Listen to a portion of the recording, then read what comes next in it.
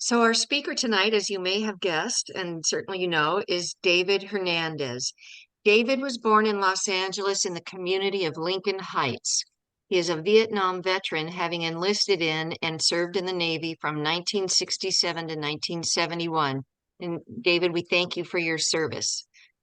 For 25 years, David worked as an independent insurance adjuster, eventually operating his own independent insurance adjusting company. He has served on or chaired many boards, both business related and civic minded. These include the San Fernando Chamber of Commerce, the Foundation Board of the Los Angeles Mission College, Justiceville Homeless USA, and Youth Services Network. He has been a candidate for various political offices from federal to city, including recently a run for the Lieutenant Governor of California in 2018. Most recently, David was elected Regional Vice Chair of the Los Angeles County GOP. As an American of Hispanic descent, he, like so many, has a strong commitment to family, faith, hard work, and service to community. David Hernandez is the founder and chairman of the Los Angeles Hispanic Republican Club, an organization based in a strong belief of family, faith, and free enterprise. Welcome to our Zoom tonight, David. We're very happy to have you here. Well, my pleasure, and congratulations. I mean, that was a very exciting weekend in Anaheim. And there was a lot of effort and a lot of commitment that led up to that meeting. And it's nice to share in the celebration with all of you. As Janet said, my first introduction to politics was in 2002, and the Encino Oaks Republican women were doing phone banking for my wife was a member of Encino Oaks, and I dropped her off so she could make phone calls with Maria Michelle and her other Republican women friends, and I went on my merry way. I was not involved in politics whatsoever. That was my total commitment. It was dropping her off to make phone calls. And when I came back home, my neighbor, who was 94 at the time, said, he asked what I was doing, and it told him where I'd come from. And he goes, "How come there's never a Republican to vote for Congress where we live?" That's how uninformed I was, because I had no answer for him. And so that started a journey that basically has led up to tonight. And that was, like I said, in 2002. And so I started asking around, why hadn't there been a Republican to vote for in 10 years? And back then it was the 26th congressional district. The incumbent was Howard Berman, and he had been there forever. And I contacted the local party, after it took a while to find them. And what I was told is, because you can't win, so no one runs. I checked with some other people, and that was the same answer, is that there's no point to it because you can't win. And being a business person, I didn't think that was good business to give your competition no competition. Not whether or not you were going to win, but we knew very well that the filing period, like here we are entering the filing period right now, the filing period closes on December 8th. So when the filing period closes and no one files to run against the incumbent, the election is basically over on December 8th. And that incumbent can raise millions of dollars and then donate it to the California Democratic Party or the National Party. And as it turns out, parties have no limit on the amount of contributions they can give to a candidate in a targeted race. So I just thought it didn't make any good sense. So I went down to the county recorder's office and asked, what do you have to do to run for Congress? I mean, do I need somebody's permission? Do I have to have a certain degree? Is there somebody in charge in the back smoky room, smoking a cigar that's if I do the right thing, they're going to show up with a black bag full of money. And, I had really no idea how politics worked. And and unfortunately, there is some of that. And a lot of people, especially in the LA City Council, have been going to jail because of it. But what I found out is I didn't need anybody's permission. And I filled out the signatures in lieu of, which people are doing right now. And it really struck me how fortunate I was to be an American, because I didn't need somebody else's permission. I didn't have to belong to some group or class it was just a reaffirming of something that I've always been very proud of. So on my birth certificate, my father's occupation is listed as a banana cutter, because he worked with his stepfather at the old produce mart in downtown LA. And they used to get these train loads of bananas in, and there were all these big long stalks of bananas. And to get them ready to ship to the markets, he would sit there and he would cut them up. And he went to school at night, and also got a job as a clerk at an insurance company. And what ended up happening is when he retired, he was vice president of one of the largest heavy truck line insurance companies in the country. And then he went on from there to start his own independent insurance company. And he went from a little duplex on Central Street in Lincoln Heights to a beautiful condo on Belmont Shore with a boat docked in the marina. And it's like, wow, where else? Yeah, I'm proud of what he did, but I'm even more proud of the country that allowed him to do it. And that I always, when I include that whenever I talk, because that is the reason why we're here. That is the reason that makes the fight worthy. That is what we're fighting for. And so many people have come before us that have made those sacrifices, that we have to accept that responsibility ourselves. And so, like I said, I didn't know anything about running for office, but I just thought it was not a good idea. And I had a couple of really close Democrat friends, and they were all excited. They'd never met anybody that run for Congress. And they said, let us help you get your signatures. And so we set up a little booth at the Studio City Farmers Market on a Sunday morning. And back then it was a closed primary. You had to be a Republican in order to sign a nomination or signatures in lieu for a Republican candidate. So on a beautiful Sunday morning, my friends are in the middle of Bulkville asking people, excuse me, are you a registered Republican? And in order to sign my petition. And they came back in tears and they said, we can't do this. These people are vicious. They're, for us to ask if they're a Republican, and this was back in 2002. And so I thought, well, you know what? At least I tried. I wasn't going to pay, I think it was probably $1,500 a filing fee back then. At least I tried. And what happened was I received a phone call from a Republican club, and they said, hey, we see that you filed your paperwork and signatures in lieu of. How's it going? And I said, it's not.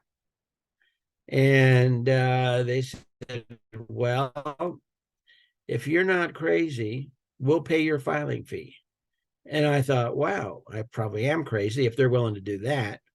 And so as a result of that, I was the Republican nominee for Congress in the 26th district in the 2002 election. And I had no idea what that entitled me to.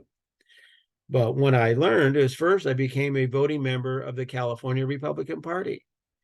And I always point that out to candidates. Worst case scenario, you run for a partisan office, and you're going to be one of basically 1,500 out of 5 million Republicans in the state of California who can vote.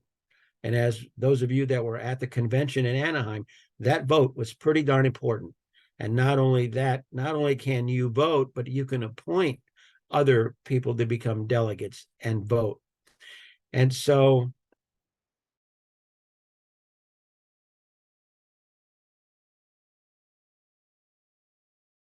primary, the party had brought all us new candidates together, and Jim Brulte had us all in a room, and they congratulated us for running for office. But then he said, don't expect any help from us. And I thought, well, this is my idea. I mean, I didn't know what to expect. And he said, and if you win, you will do what our friends in the third house will tell you to do. I didn't even know what the third house was. Those were the lobbyists. And if you don't, we'll run somebody against you. And I thought, well, still, this was my idea. But he said, but we would like you to do is we'd like you to commit to run for 2 terms, because this is going to be a learning experience. And so I committed to run for 2 terms. And as it happened, he was true to his word. We received absolutely no help. And I didn't win, but like I said, I was the nominee. And true to my word, I signed up in 2004 to run again. And once again, I was the nominee. I think this time I paid my own filing fee because I knew to save up. And then after the primary in 2004, they called all the candidates together for the meeting.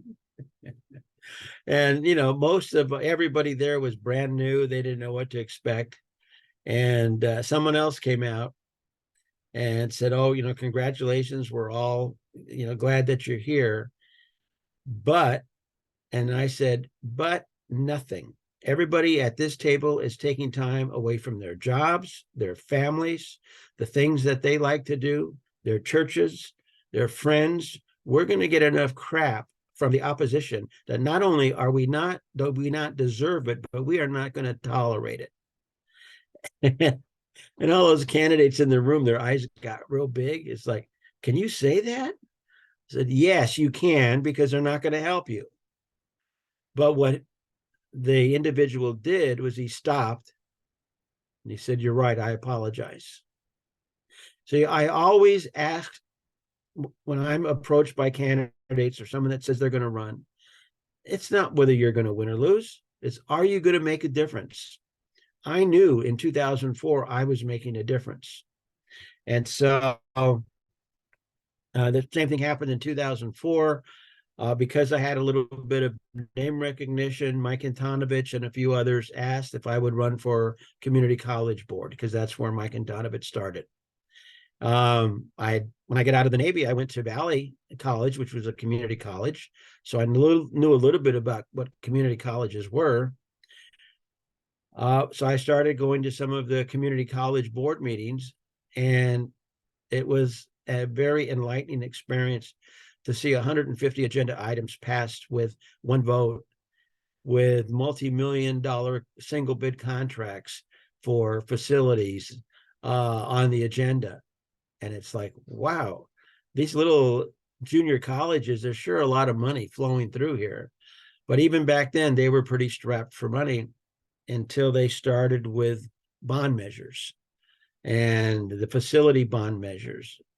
And I volunteered to be on the foundation board at Mission College in Sylmar. And I did that, raising money for scholarships for people at the school. And I served on that board for about 5 years. I became the president of the foundation board. And it was something to bring other Republicans on the foundation board at a community college right in the heart of the Northeast Valley Hispanic political Democrat machine. And they were, the Mecha groups and the La Raza groups were infuriated that there was a Republican president on the foundation board at Mission College. And the college president came to me very sheepishly, and she said, David, you're being accused of being a Minuteman, and we would like you to resign. And I said, no, I'm not going to resign. I've raised more money than any of these activists passing through this 2-year facility, and I didn't, and that was a good thing. And so we ran a slate for the community college board. I learned a lot about bond measures. I was approached by the Harvard Jarvis Taxpayers Association to be the opposition statement for several of the bond measures that were on the ballot, because I knew that it was just a slush fund and there was so much corruption. In the second bond measure, I was asked to debate one of the oversight committee members on public access television. And it was great because he assured everyone all the oversight and all of the checks and balances. And I said, well, that may be true, but you were on the committee in the last bond measure, and none of that took place. So how are we going to have checks and balances with you still on the committee? And they didn't like it very much, but they couldn't deny that. I got involved in a lot of local issues, which really it helped working with a lot of dedicated individuals in the community. I was I would follow, especially at the city council level, what organized labor was doing, and to see the influence that they had on city council members.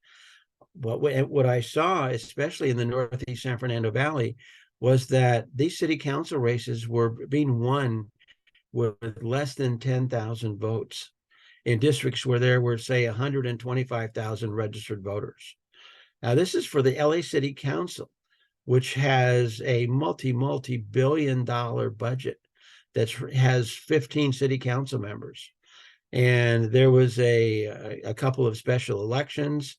Then there was a special election for state senate in the Northeast San Fernando Valley. And I found a gentleman, a Republican, his American of Hispanic descent, who was president of the Chamber of Commerce, president of the Arleta Neighborhood Council, and I convinced him to run for state senate. I contacted the party and I said, look, we can win this race with 6,000 votes. All we need some resources to get the message out there. Because what happened following one of my races, there was a forum at USC put on by the LA Times and the all about trying to get more voter turnout, because the voter turnout has been so dismal. And so there was Sean Steele was a former state party chair, was on the panel. Gary South, who was Gray Davis's campaign manager, was on the panel. And one of the political writers for the LA Times was on the panel. And so the question was, how do you get more people? What's the secret? What's the equation to get more people out to the polls? And so Sean would say, well, the candidate needs to look like the people where he's running. And the Times writer said, well, no, it's going to be issues. And the issues are very important because they're going to be the things driving the people to the polls. And I'm looking at Gary South, and he's just sitting there laughing. And so they look at him and goes, what are you laughing about? He goes, why would you want to get more people to the polls? The last thing you want is to have informed, angry people going to the ballot box. What you want to do is you want to discourage them from voting. You want to make them think that their vote does not count. And you want them to believe it's their idea. Sound kind of familiar? And he said, all you have to do is you look at 3 election cycles, you see how many votes the winner got, and then rather than doing a shotgun election, you do a laser election, and you focus on the exact number of votes that you need, and you discourage everyone else from voting. Make it think your vote doesn't count, and it's their idea, and they're doing it in protest. And so I followed his advice, and I started reviewing elections. And when that Senate race came up, I knew a special election was going to be very low voter turnout, especially in the Northeast Valley. So I contacted the Republican Party and I said, look, we have a great candidate. It's predominantly Hispanic area. He's Hispanic chamber president, neighborhood council president, neighborhood watch. We have no money. Will you help? And so the party called for a special fundraising drive to get out, raise money for a special election. And then one of the major donors called us and said, hey, David, we're sending money to the party. Have they sent any to you? No. And they kept all the money. And Felipe Fuentes won that seat with less than 7,000 votes to be a state senator. Now, those days have, for the most part, changed, especially for city council. But whenever somebody decides to run for office, like I said, I let them know or ask them, will it make a difference? And it always will make a difference. And so I spent a lot of time helping people run and giving them, sharing the experience that I've had. My last race was in 2018 when I ran for lieutenant governor. And what a wonderful experience, because I spent a lot of time driving up and down Highway 5 and Highway 99. I know you had Eric early on for your last meeting, and running a statewide race is an incredible, wonderful experience. Going up and stopping off, going to Exeter to the Federated Women Little Group in Exeter, and all the different ranch towns and all the different farming communities. And no matter where I went, people were so grateful. Who was going to drive 5 hours one way to speak for 15 minutes? Well, I did. And believe me, it really gave me a perspective of how beautiful the people are in this state, especially Republicans. And, I didn't win. I got about 400,000 votes. And I spent about $30,000, most of it in gas and car repairs. But, it was so worth it. And it's something now, because when I hear people say, oh, those racist Republicans, those white people that are up there and, up north of Fresno or going to Visalia and all that. And I ask people, have you ever been there? And they say no. And I say, well, I have. And they were nothing but encouraging. They were nothing but supportive. They are not what you think they are. So unless you've actually been there and done that, you don't know what the hell you're talking about. And so that was that once again, another great experience that I still use today. And what happened locally in Los Angeles was the LA County Federation of Labor was making a move to do the largest organized labor takeover of private industry in Los Angeles. And that was through the commercial trash industry. And so in the city council members that they got elected under the guise of the environmental justice and wanting to lessen the amount of recyclables ending up in the landfills, the city council members decided to create an exclusive trash franchise for all commercial trash pickup in the city of Los Angeles. And there had been about 180, almost 200 trash companies doing business in Los Angeles going back decades. The first Hispanic trash company was Bay Cities from out in the Santa Monica area, where it was a husband and wife and their kids in a pickup truck that would go around and collect cardboard. And, their trash compactor was them jumping up and down in the back of their pickup. When this trash franchise started, they had over 600 accounts in West Los Angeles, through hard work and dedication that America allowed them to do that. And so when I started doing a little research, I found out that it was the LA County Federation of Labor through one of their environmental organizations called LANE, Los Angeles Alliance for a New Economy, which is a socialist labor organization. And so the city council members voted for this exclusive trash franchise. They divided the city into 11 zones, and they awarded the exclusive rights to 7 companies. If you're in the West San Fernando Valley, Waste Management was awarded that exclusive right. Every restaurant, every gas station, every school, every pot shop, any commercial business, every apartment complex of 4 units or more went exclusively to waste management. Waste management was awarded 2 zones. Athens was awarded 3 zones. Republic Services was awarded 2 zones. Now, you had all of these companies because the air quality standards were changing. A lot of these companies spent fortunes on getting new compliance vehicles. However, to do business within the city of Los Angeles, and this is where the unions were very crafty, that in order to submit a proposal, request for proposal, you had to be a union company, whether you want the bid for toilet paper or toothpaste or do the trash, you had to be a union company or have a labor peace agreement with a union. That eliminated 180 companies doing business in Los Angeles. That was a $15 billion takeover by organized labor.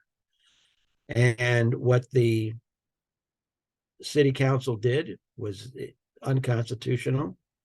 I was able to work with certain groups, and we filed 2 lawsuits, one against the trash companies, and also one against the city of Los Angeles. The city of Los Angeles, because of Prop 13 and Prop 218, if they're going to impose a fee that is above the value of the service, it's a tax. And if they're going to impose a tax, then it has to go to a vote of the people, not 11 members of the LA City Council. And so the franchise fee prior to the exclusive franchise was 10%.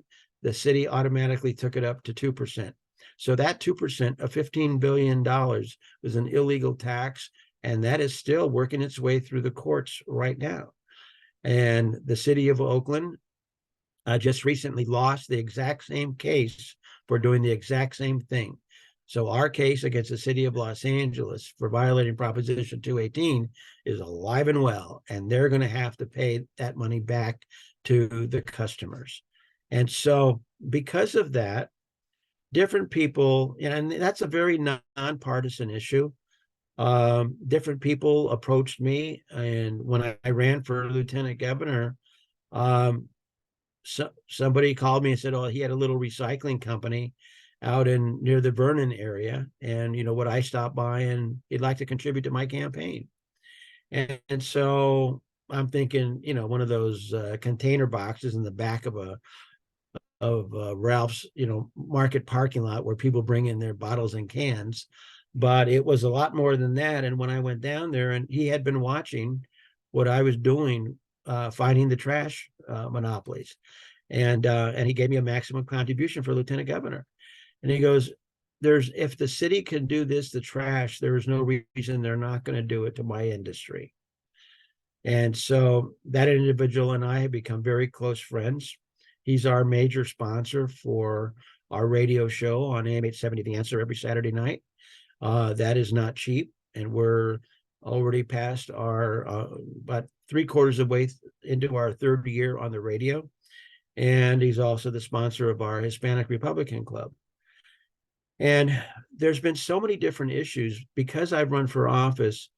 Eric Garcetti was running for mayor, and I just, some of the people that signed it up, I just couldn't sit back and do nothing. So I went to the city clerk, and what do I have to do to run for mayor? Was I going to win? No. But was I going to make a difference? Yes.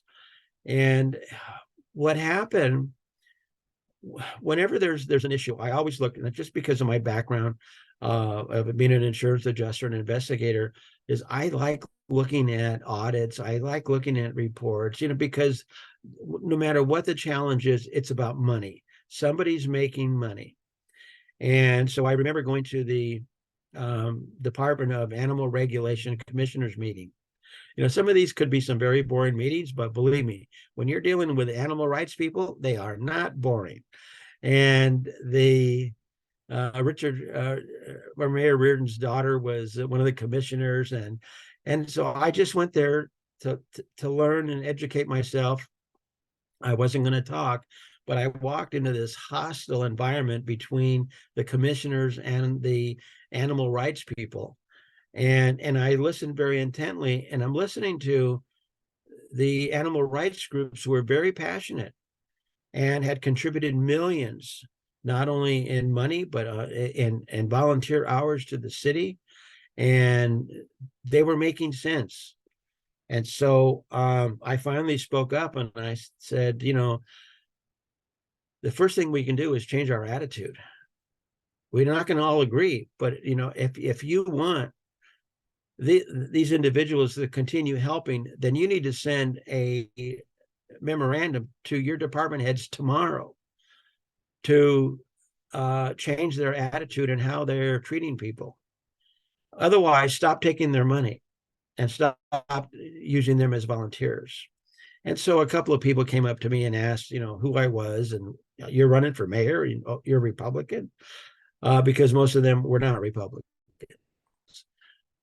And I started doing a little research because the big challenge was at that time there was about 70,000 dogs and cats being slaughtered in the animal shelters a year. And like I said, I always look for the money. And so what is the incentive to kill so many animals in the shelters? I did a little research and I found out about the companies that come and pick up the bodies of the animals are rendering companies. And rendering companies then take those bodies and they process them into rendered protein, and they sell it for a number of products. So the more animals that are killed in the shelters, the more free product the rendering companies not only get, they get paid to come and pick up. So I brought it to the attention of the city and said, wait a minute, you've got it backwards. Where else can any company go and get paid to come and get raw product? They should be paying you. And the money that you receive should go for adoption, spade and neuter, all these different programs that you have plenty of people that are willing to volunteer to do it. And the animal rights people had never heard such an argument. They become some of my biggest supporters, so much that I created the first Los Angeles Animal Humanitarian Awards. And we had an incredible award ceremony where I awarded some people for their work in legislation, their work in films, doing animal films. We had a vegan lunch in a beautiful home overlooking the San Fernando Valley, complete with a Native American drum circle. And it's amazing because these individuals are still my friends today, and they would tell people, you don't talk to David about anything, any other issue except this. And last on that point, I went to a city council meeting and they were going to spend $46 million on expanding the elephant exhibit at the LA Zoo. Now, I knew there were elephants at the zoo, but I really didn't know anything about it. Turns out 14 elephants had died at the LA Zoo. They left that off the brochure. And so they were talking about doing expanding the elephant exhibit. And once again, I brought up, hey, you're closing local clinics at the same time you want to expand an elephant exhibit. And next thing I knew, I was standing out there in front of the entrance to the zoo with 13 other people holding a picture of elephants that had died at the zoo. And so the LA Alliance for Elephants, I worked with Bob Barker and a few others, and we were able to get some of the elephants removed from the zoo to an elephant sanctuary. Now, they still went ahead with the exhibit because you had strong labor leaders that wanted those construction projects. So I'm saying all of that because if I can work with those people, we Republicans can work together. And so it's been an amazing learning experience. I had a radio show that I started. Well, first, I forget what year it is, but Adelphia Cable had public access television here in Los Angeles. And I stopped by their studio one day in Van Nuys, and someone asked me to come and watch. And I looked around, and it was a professional television set, and it was free. So I found out how to get one, and so I started a uh, uh, a show. Now, because I'm Republican, I've always been called, I'm not Latino enough. I'm a sellout. I've been called every name from, coconut, brown on the outside, white on the inside, to a bandito, a sellout, to you name it. So I called my show Latino Enough. Am I Latino enough for you? And I would bring other Hispanic Republicans on the show, and we talk about local issues.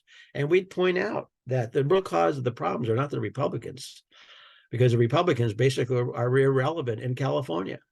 The only purpose Republicans serve is to be scapegoats for the failed liberal policies that these lefties keep on trying to pull off. And so I had a couple of different shows, one with just strictly local issues. And once again, I was able to work with a lot of local people that we found areas to come to terms with. Now, unfortunately, in Sacramento, AT&T wanted to come into the franchise public access television market in Los Angeles. So they passed some legislation where they transferred the control of public access television here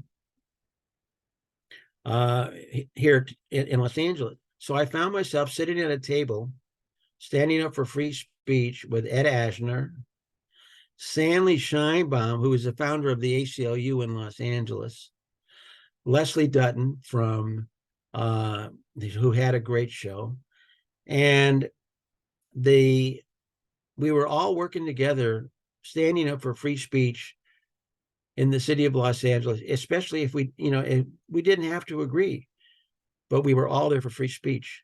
And it's something that on my radio show, people think, well, is your radio show, is it in Spanish? What issues are important to the Hispanic community? As if immigration was, I've been going to so many Republican meetings over the years. And I remember we were at the Galpin Ford and probably the San Fernando Valley Republican Club, and someone was giving a talk on how to get the Hispanic vote. And so I'm standing in the back of the room with another friend of mine from El Salvador, and we're listening. And now the person that was giving the talk wasn't Hispanic, but he was talking about issues that he thought were important to the Hispanic community, like immigration reform or different things like that. And so I raised my hand and I said, excuse me, when you look at me, what do you see? And, he kind of paused because he knew it was a trick question. And I said, if you don't see an American, then you're a racist. And, they kind of dropped. And I said, look, I'm an American first. I'm not some other class. The issues that are important to me are the same issues that are important to you. Clean, safe neighborhoods, quality education for our kids, the opportunity to work and prosper. It doesn't make any difference if you're Hispanic, Korean, Vietnamese, Filipino, Polish. It doesn't matter. They're all the same. And now, with public safety, definitely clean, safe neighborhoods, public safety has got to be number one. Now, granted, there's a lot of things that fall under that. Yeah, illegal immigration, right. That makes the communities unsafe. That makes the schools overburdened, and it impacts the quality of education. And so the ability to work. And so we've been fighting, so many different challenges coming out of the state party. AB 5, eliminating independent contractors. Once again, that is organized labor. Because not once they were successful with the trash franchise, then they went after the port of Los Angeles and Long Beach. They wanted to unionize all of the ports. They wanted to get rid of independent truckers coming in there and picking up the containers. Why do you think there was such a backlog of containers in the past couple of years? Because they didn't want independent owner operators coming in there. They wanted union members only. The same thing is happening at LAX. And so organized labor They paint themselves and wrap themselves in things like I said, Lane, Los Angeles for a new economy. Now there's another one that's even more uh, deadly and more insidious. It's called Liberty Hill. And what Liberty Hill is doing, Liberty Hill has set out to take over the criminal justice system, starting with the youth, starting with probation. So all of these stories that you're hearing about the failures and in the probation department and youth authority, those are all contrived and set up for them to fail by cutting their budgets so that these private nonprofits that are connected with like the mayor and the governor, that they can take over the youth authority, and billions of dollars is being funneled to them. And so it is a very trying time, because no matter where you look, there is a challenge. What we have seen in a short period of time since President Trump ran for office, there was probably about a 16% conservative Hispanic vote. That is way over 25% now, and it is growing exponentially. Why? Because the neighborhoods are not clean, they're not safe, their schools the children are being, not only are they being indoctrinated, they are being removed from their families. The laws, the AB 665 that just came out, that if a 12-year-old says that they don't feel affirmed at home, they don't have to go home, that they'll be taken to an affirming center, and parents they don't even have the right to know where they are. And so the queer all year that's going on in these grammar schools, I've been working with the Armenian community. I graduated from Satakoy Street Elementary School a long time ago. And so when I saw that the parents were going to have a protest in front of Satakoy Elementary, I looked them up and I brought them on my radio show. And it turned out that 500 of the little less than 600 parents had signed a waiver to keep their kids out of an LGBT pride assembly. These were 5-year-olds and 6-year-olds and 7-year-olds. And the school board told them no, they have to attend. So when they started making a fuss, they said, okay, they don't have to attend the assembly, but we're going to teach them that in the classroom. And so we joined with the parents outside the school. We have a Gen Z team that we support. One is 16 years old and one is 22-year-old. And they go out and they interview people on the street. They interviewed one of the moms. Her little short video is over 3 million views. We then went to Glendale and we interviewed some of the people there at Glendale, because it's happening there as well. One of the people waiting to go into the board meeting, their little video is over 6 million views. Our radio show is an incredible platform. We're very fortunate because it goes back to when I got that phone call in 2002, and somebody invested the filing fee in me. And so I always look at, okay, how can we give back? And in the last election cycle, our little club paid about 6 filing fees. We either paid for the filing fee or contributed over $17,000 in that last election cycle. And on top of that, all of the candidates that are running, we always give them quality time on the second largest media market in Los Angeles, where they can come in studio and they can sit there for 15, 20 minutes and share their life story. And so it's an incredible opportunity. And when we look back at that convention, and I look at so many of those individuals that we've been fortunate enough to help, and either encouraging them to run for office, pay their filing fee, direct contributions, and the media that we're using, and I've heard a lot of well-warranted negative on TikTok. That's where the young people are. And so we call our group is Gen Z. It's called 180 Shift. So they're on TikTok, Instagram, YouTube. Tonight, we now have a podcast studio for them. So they do a podcast every Tuesday night. I mean, following the attacks in Israel, we had Rabbi Barkley on. We had him on the radio for an hour, and then we also had him do a podcast.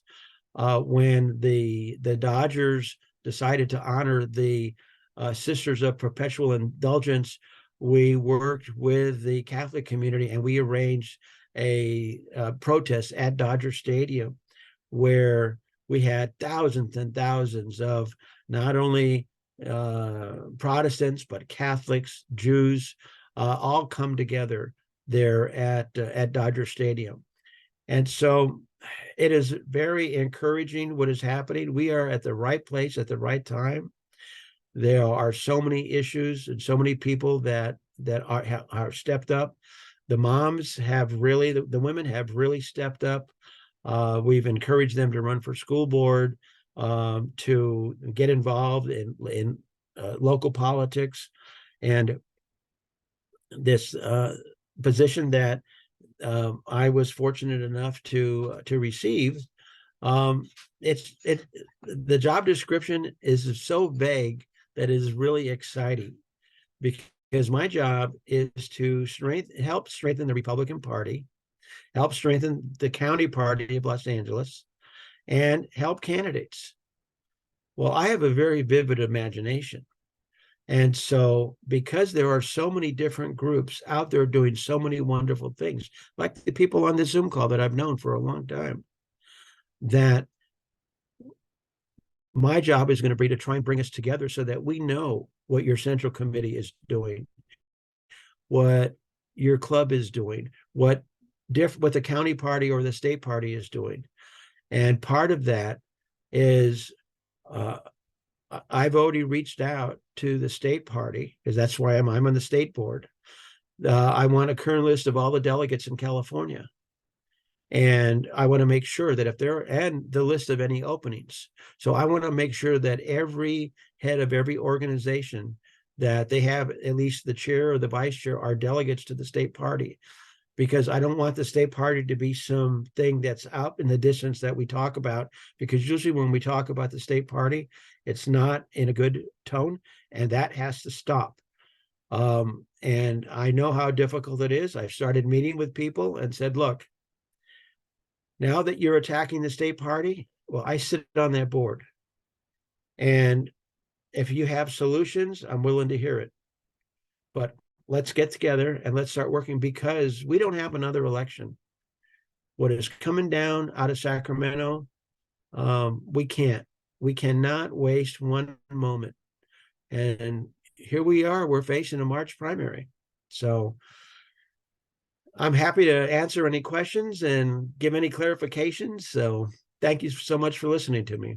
Mr. Hernandez, thank you so much. I mean, you talked about so many different things, and you've had such a broad experience since, I guess, 2002, when you started getting involved in politics.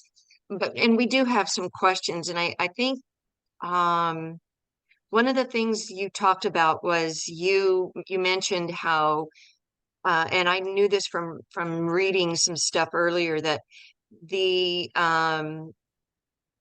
percentage of Latinos who are registered Republicans in California was roughly back in 2022, prior to the 2022 election, was around 17%. And you mentioned just a little while ago that it's jumped up to closer to 25%. And I think that's a great increase. It's very encouraging. I think one of the questions a lot of us are wondering is, how do we reach these people, especially the women? How do we as Republican women reach out to these people who may be registered Republicans, or they may even be Democrats who are just unhappy with what's going on in California and the Democrat Party in particular? What is an effective way for us to find these women and try to either register them as Republicans or get them involved with the Republican groups and the Republican Party? I know in my city, I live in Fullerton, and we have a pretty good sized Hispanic population, and they are really well organized.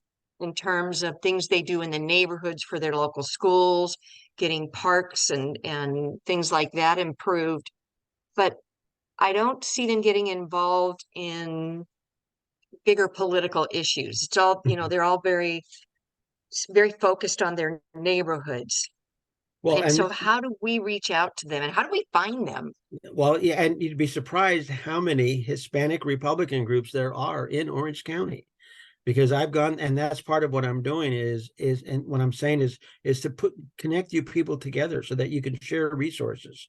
I started by looking at the voter rolls. I wanted to go for the low hanging fruit. I started looking at Republicans with Hispanic surnames right here in my community. I was shocked as to how many there were.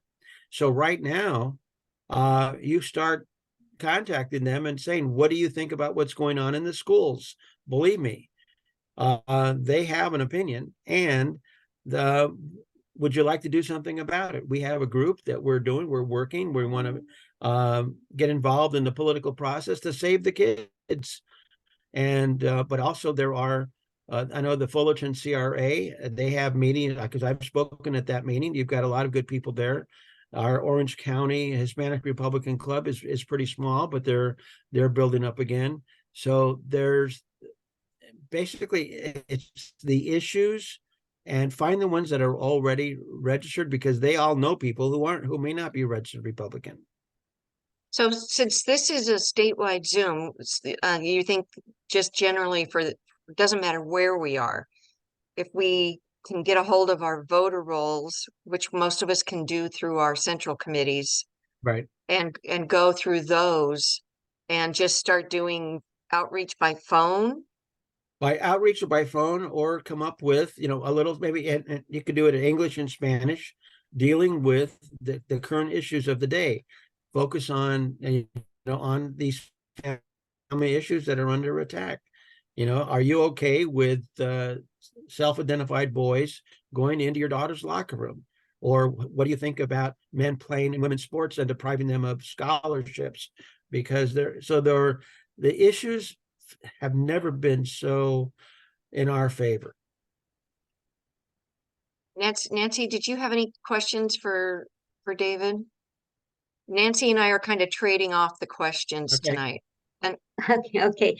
Yeah, I just wanted to ask, in your particular Hispanic club, how many members do you have? And do you think that there are more men conservatives than there are women? And if so, why do you think that is? No, I think there's more women conservatives, because they're paying attention to what's happening to their kids.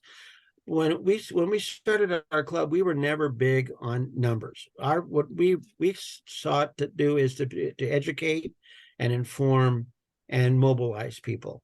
So we didn't charge. There was no fee to join. We didn't push it at all. It was basically more of an information distribution. We have maybe about 60 members, but I mean, we have 40,000 people that listen to our radio show, and there's some groups that I belong to. They talk about how many members they have, but they're not around.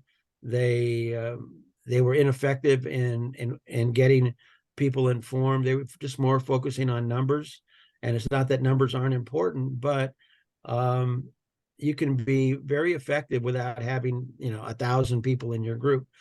Some of these groups that I know, some of my friends had 90,000 people on their Facebook groups, yet they don't get 6 people to a meeting. And so it depends on what your objective is, and ours was to inform people. Okay, yeah, I know that you talk a lot about parental rights, and that's with the kids in the schools and stuff. And do you believe in school choice? And do you know of anything that's being done? Well, yeah, what I love using the left's language against them. So I don't use school choice. I use education equity. Oh. And there is a ballot measure that is right now being reviewed, called the Child Education Act. My friend Kevin McNamee, who is a mayor of Thousand Oaks and a doctor, he has his office in our office. And so one of our board members is also one of the proponents on that bill. So they are trying to get it out of the drafting process. I mean, they've already submitted it. They've submitted it to the state, and the state is fooling around with it, trying to change some of the language around. So yeah, it is coming, and it's going to be they'll be collecting signatures, and the target date will be the November election. Okay, we have, I'm gonna, call on, well, let's see. You referred to some videos with a large number of viewers, earlier in your talk. What platform was that? Now, the name of the group, you could look up 180 Shift or 180movement.org is the website. But 180 Shift is on TikTok, and they have about, I think, 35,000 followers. And some of their videos, because we take them to all the different, to the conventions, we take them all over the different, and so their interviews, I mean, these are two young ladies that their style of interview is really unique. They're not challenging, but we take them in, and they're in some of the most volatile situations. The interview that they did at the Glendale school board meeting right before the riot broke out, that one is over 6 million views with 10,000 people commenting on that one interview. So it's 180 Shift or 180 Movement. Okay. Judy Lampu has a question. She's had her hand raised for a while. It keeps going Judy, down. Every what's time. that? Yeah, I just wanted to say there's some very interesting questions in the chat. And is David able to see those? Because I'd love to have him answer some of those. They were very interesting to me in the chat. We'll get to those. Thank you, Judy. Did you have a specific question or just that? Just that. Okay, thank you. One of the very first questions that came up in the chat was, I know here in Orange County, and our GOP is sponsoring campaign training for new candidates. Do you have anything like that in LA County, or are you supportive of that? Yeah, the LA County, because you have Trailblazers that the party has opened up also. I think it's the same thing then, yeah. Yeah. It's, so that's basically the same. Well, like one of the things that's very good training, but there's also practical experience, because one of the biggest challenges, I mean, on November the 11th, the filing period is going to open up for local races for city council, for school board. You have less than 30 days to get 700 signatures to get on the ballot for a local race. That's a lot harder than, say, Assembly or Senate, where you only need to get 20 or 40 signatures. And so I can't tell you how many good people fail to get on the ballot. They'll get all that training on how to run a campaign, but how do you get on the ballot? And that's one of the things that I haven't seen those training programs include. So rather than complain about what people aren't doing, I like to offer it ourselves.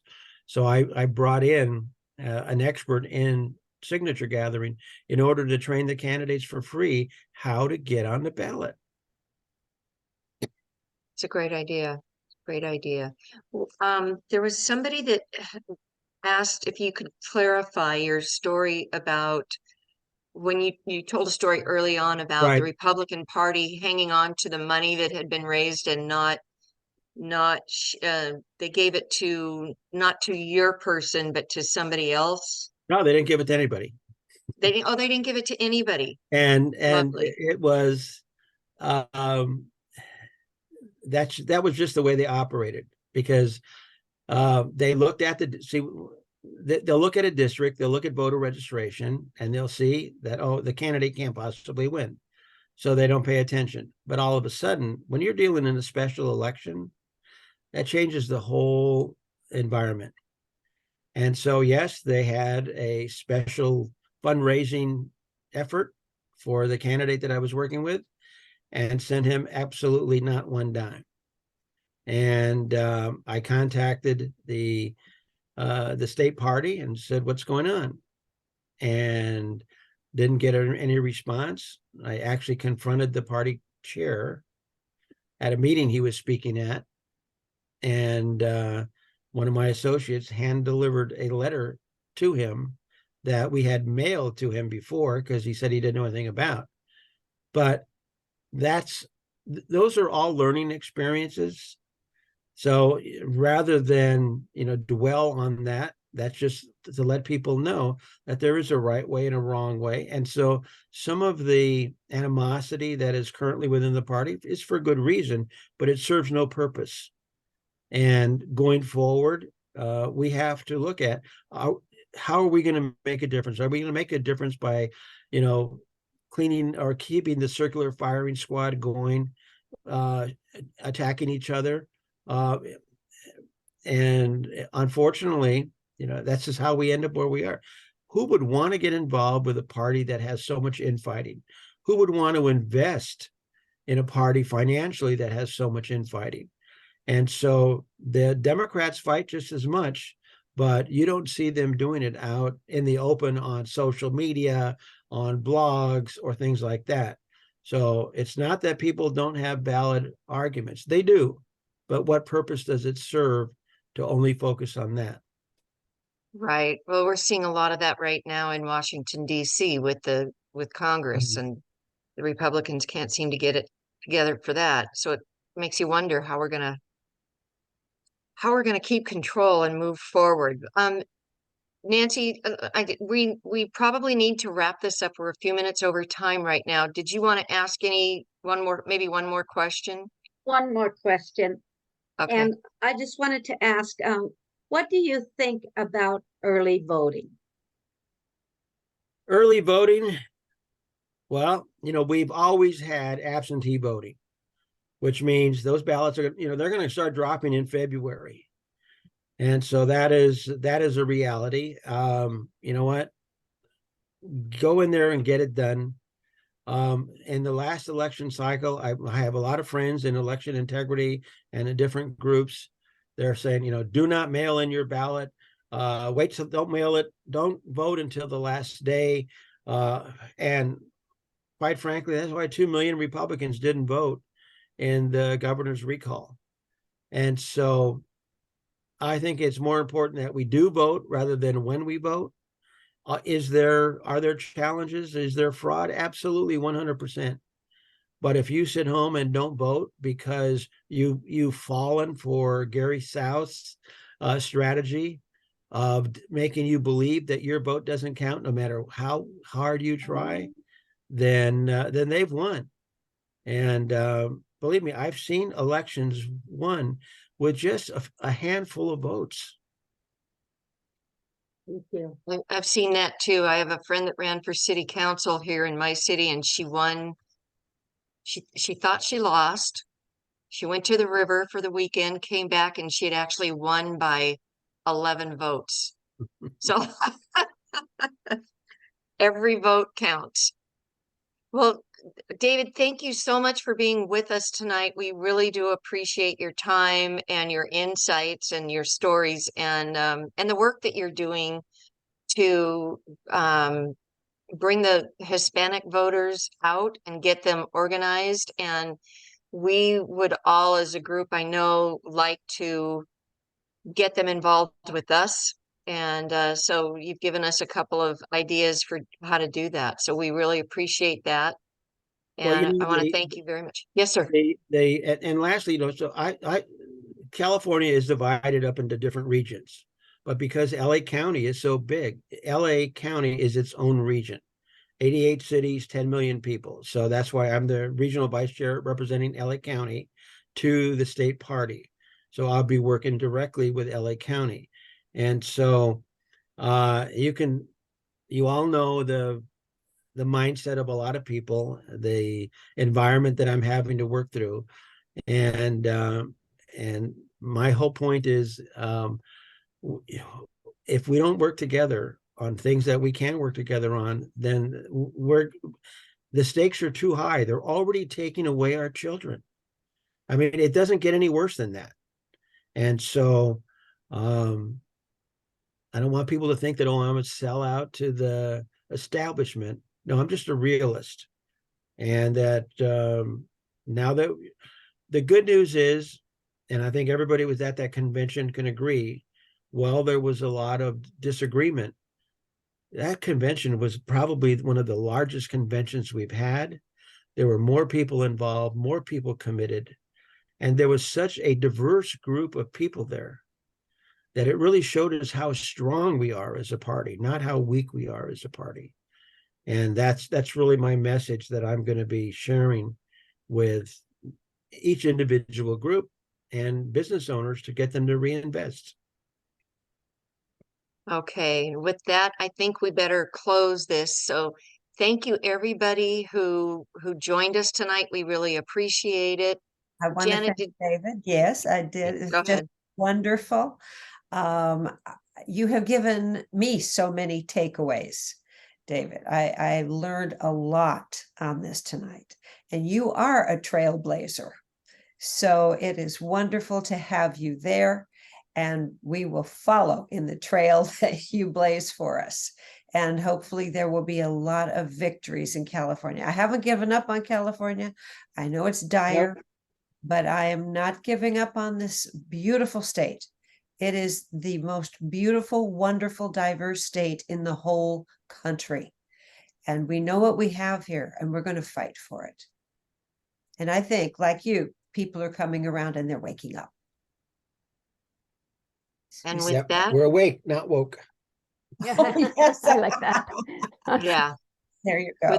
with that, we Perfect. will call it a night. Thank you, everybody. Good night. Thank you. Good Right. night. Thank you. Oh, I want to make a Bye. quick mention that on November 21st, we will have Trevor Loudon as our speaker. So keep your eye on the emails for that. And there may be another speaker coming up earlier in November that we're still working on. So be sure and put November 21st for Trevor Loudon on your calendar, and go on to the website at www.gsrw.org. I'm watching Sherry's face to make sure I got it right. And Yeah. and be sure and register. Yes. All right. Thank you, Good night, everybody. It was great. Night. Thank you, Thank David. you. David. All. Right. Thank you. So much. Good night and have a good night. Night.